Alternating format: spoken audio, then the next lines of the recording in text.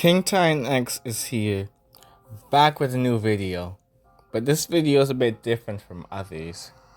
You see, Dark Kings isn't the only one that can do One Piece what ifs.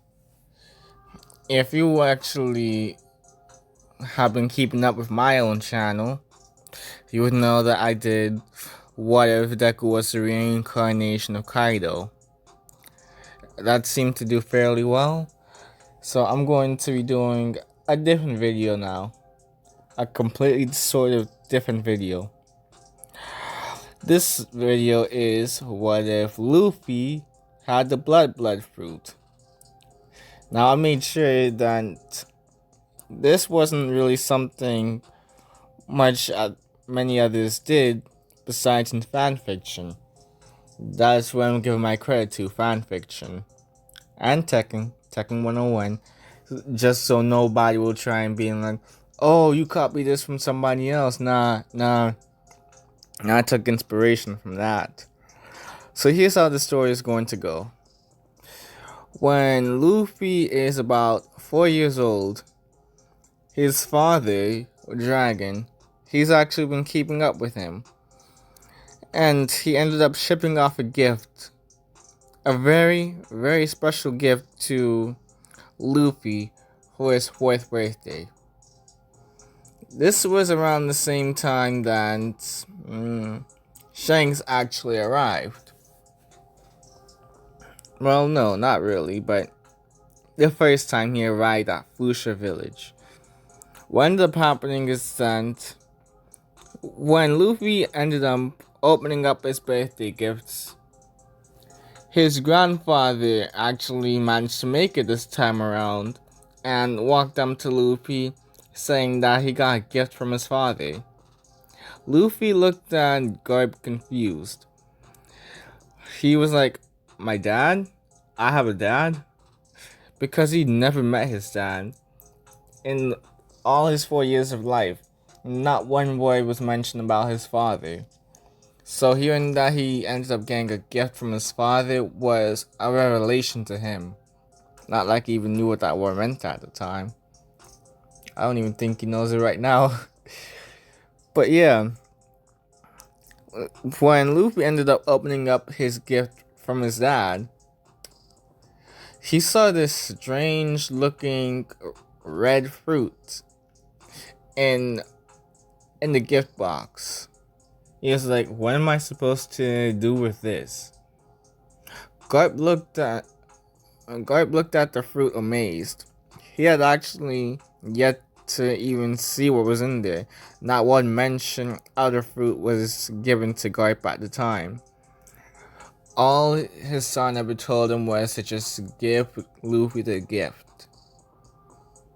When Garp found out what kind of gift Dragon gave Luffy, his eyes literally just popped out of his head essentially. His son gave Luffy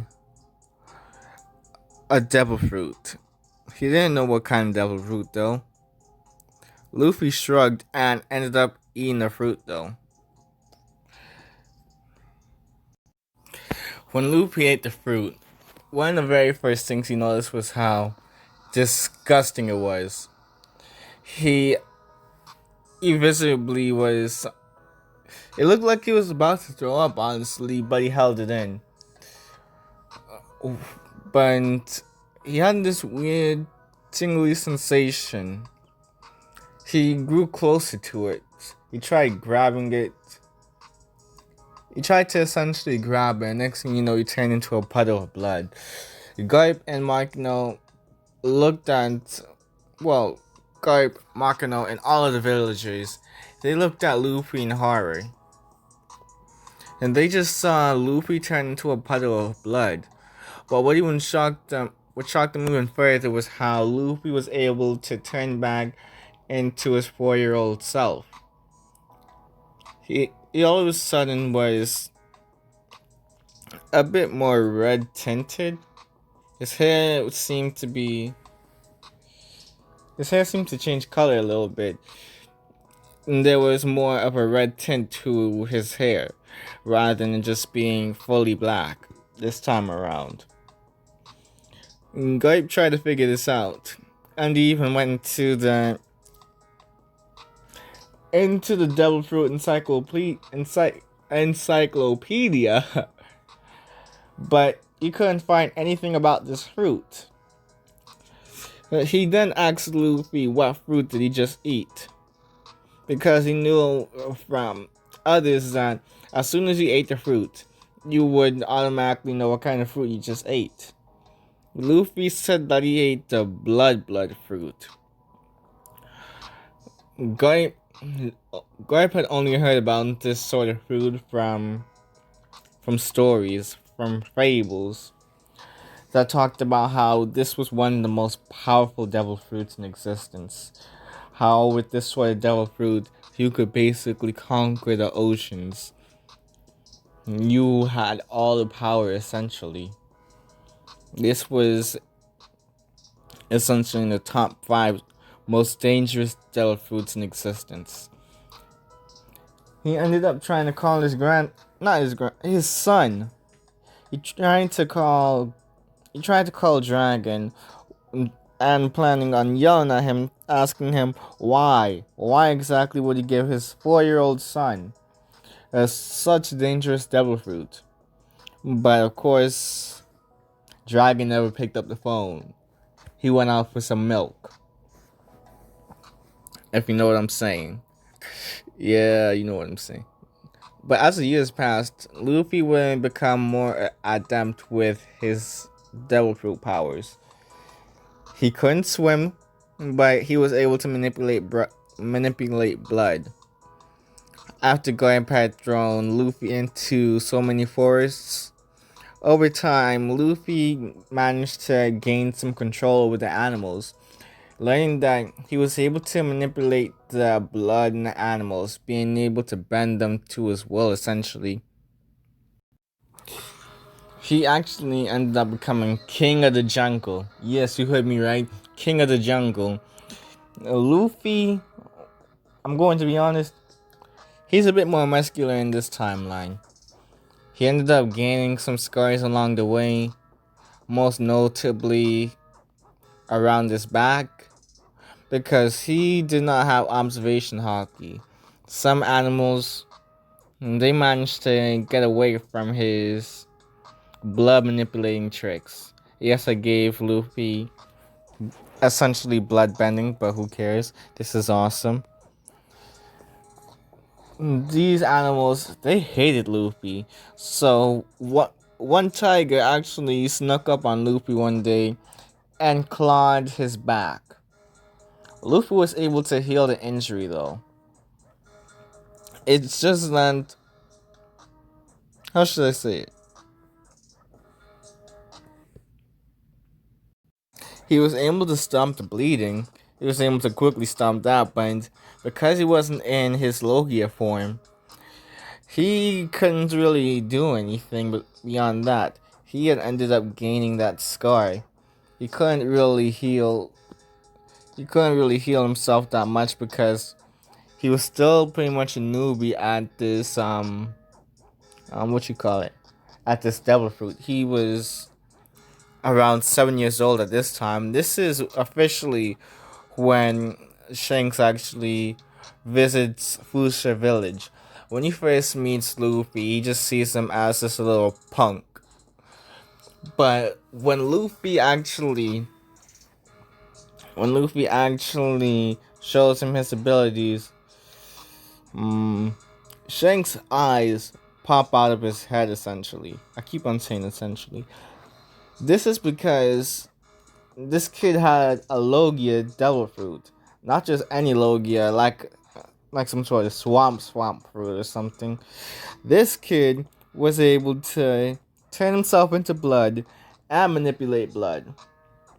This meant that he could actually control people as well. That was terrifying to him. He figured that, okay, this kid may be a bit cocky actually, because he had such a grand devil fruit. So, over the next couple of months, he would show that having such a powerful Logia Devil Fruit didn't mean anything if you didn't have hockey or anything. If you weren't strong, if you weren't strong physically, then there was no point.